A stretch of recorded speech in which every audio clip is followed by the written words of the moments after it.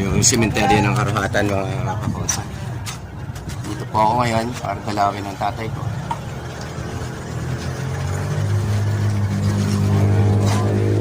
Birthday po niya kahapon, August 12,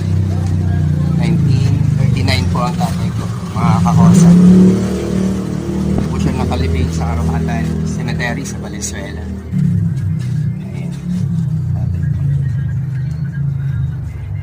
1939.